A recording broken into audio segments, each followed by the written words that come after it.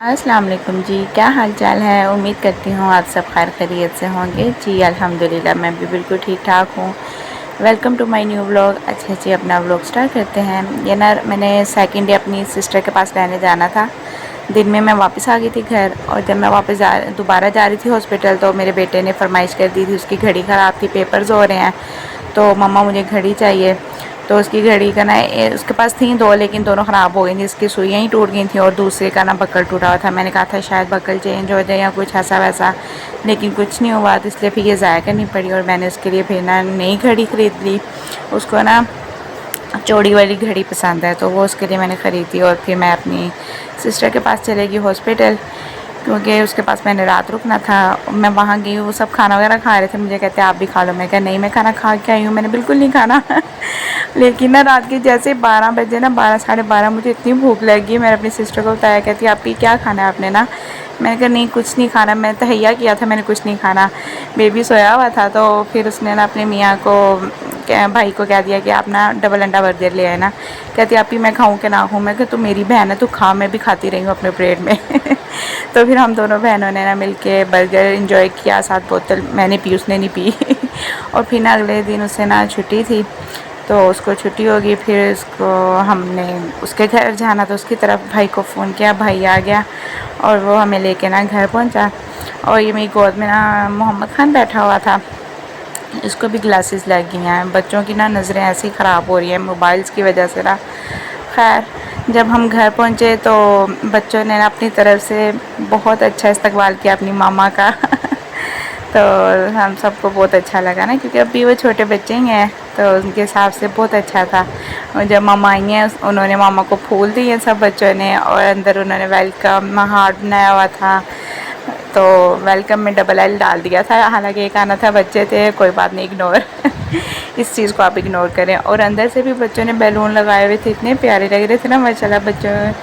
तो ये देखें पूरा रूम उन्होंने ना अपनी मामा के लिए, अपने भाई के लिए डेकोरेट किया हुआ था। हम सब ने वो फिर बहुत खुश हुए सब भी ना देख के। बच्चों को अप्रिशिएट भी किया। और बच्चे इतना हल्ला गुल्ला शोर मचा रहे थे ना, टिक ही नहीं रहे थे। फिर ना मेरे भाई ने इन सब बच्चों को ना चीज़ दी कि ना आराम से बैठ जाओ। फिर सब आराम से बैठ गए, और मैंने ना फिर यहाँ थोड़ी देर गुजारा, और फिर नमाज़ वगैरह पढ़ के ना ज़ोहर की मैं अपनी अम्मी के पास चले गई। मेरे मियाँ जी ने कहा था अम्मी के पास चले जाना, मैं उधर ही लेने आ जाऊँगा ना।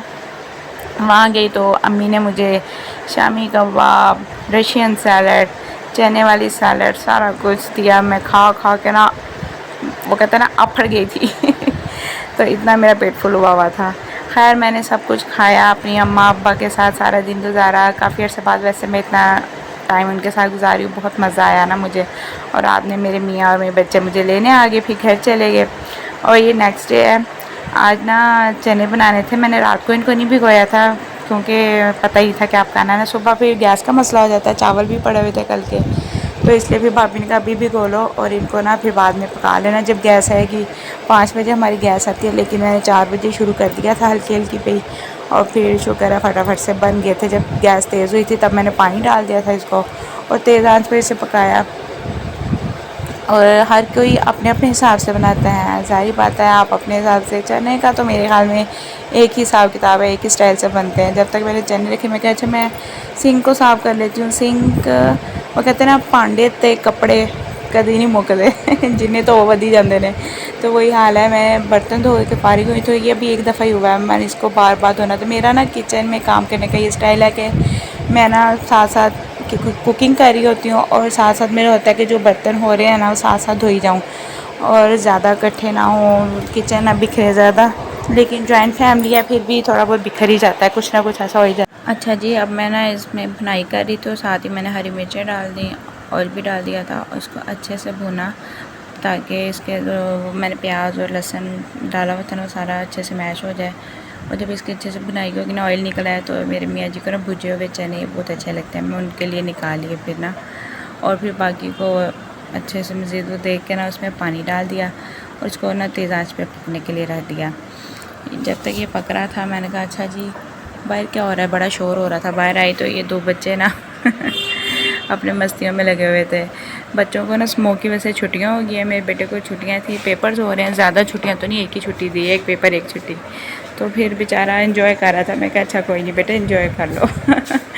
अच्छा जी, इतनी देर में मेरा बड़ा बेटा भी उठ गया था, खाना खा के हालांकि सोया था, लेकिन उठते मम्मा मुझे भूख लगी है। मैं कहा अच्छा ये लो मैं आपको बना देती हूँ, खा लो, क्योंकि पेपर्स हो रहे हैं ना, बच्चों ने पढ़ना होता है।